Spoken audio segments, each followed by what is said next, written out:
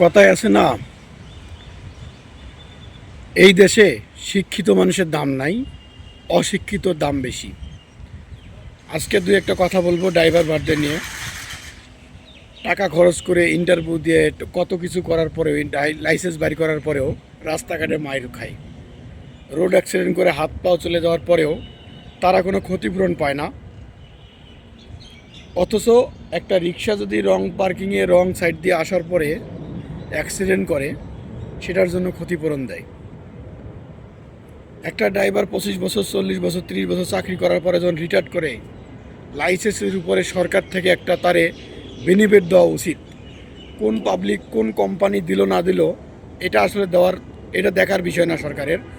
কারণ আমি প্রতি 5 বছর পর পরে লাইসেন্স রেনু করছি, মানে কি সরকারের আমি আইন নিয়ম কানুন মাইনেই করছি। তো সেই ক্ষেত্রে সরকারের উচিত একটা ড্রাইভার যখন 40 বছর, 30 বছর, 50 বছর ড্রাইভিং করার পর রিটায়ার করবে, তখন সরকারি ফান্ডের থেকে তাকে একটা টাকা দেওয়া উচিত। এটা করা দরকার। অথচ তা না করে উল্টা আরও ড্রাইভিং লাইসেন্সের জন্য পয়েন্ট করছে, মামলা খাবে, পয়েন্ট কাটবে, আস্তে আস্তে লাইসেন্স বাতিল হয়ে যাবে। আপনি তো ভাই বাইরের দেশ থেকে আসছেন, অনেকেই বাইরের দেশের গাড়ি চালায় আসছেন, তারা দেখেন না যে ড্রাইভিং করার জন্য কত তাদের আইন কানুন নিয়ম। কারণ কি, ওই দেশের ড্রাইভারের একটা দাম আছে। আপনি রিটায়ার করার পরে টাকা পাবেন, কোনো ক্ষয়ক্ষতি হলে টাকা পাবেন, ইন্স্যুরেন্স আছে। আমাদের দেশে কি আছে ভাই ড্রাইভারের পক্ষে? ড্রাইভারের জন্য কোনো কিছুই নাই, বরঞ্চ সরকার পারে না, গাড়ির ভিতরে ড্রাইভার থাকবে না, গাড়ি ধাক্কায় নিয়ে যাবে। এইরকম একটা আমাদের ড্রাইভারের দেশের বাংলাদেশে এরকম একটা ড্রাইভারের উপর দায়ভার দিতে যাচ্ছে।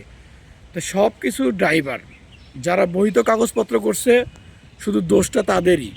যারা অবৈধ গাড়ি চালায়, রাস্তাঘাটে পার্কিং করে, তাদের কোনো মামলা নাই। আর যারা বৈধ কাগজপত্র নিয়ে রাস্তাঘাটে চলে, একটা পার্কিং করে ড্রাইভার চাও খেতে যায়, পানও খেতে যায়, বাথরুমও যায়, আইসে দেখে কি গাড়ির মামলা হয়ে গেছে, গাড়ির কাগজপত্র ঠিক আছে। যারা ওই যে কাগজপত্র নাই, এই আইনটা তাদের জন্য করেন ভাই। ধন্যবাদ সবাইকে। আসসালামু আলাইকুম। আজকে আসলাম ড্রাইভার ভাইদের নিয়ে একটা কথা বলার জন্য। বৈধ কাগজপত্র করার পরেও যদি রাস্তায় মামলা খাইতে হয়, ভুল মানুষেরই হয়। যারা রাস্তাঘাটে পার হয়, কাগজপত্র ছাড়া গাড়ি চালায়, অটো রিক্সা, সিএনজি, হ্যান ত্যান কত কিছু, এদের আয়কর লাগে কেন ভাই? এরা তো কাগজপত্র করেই নিছে।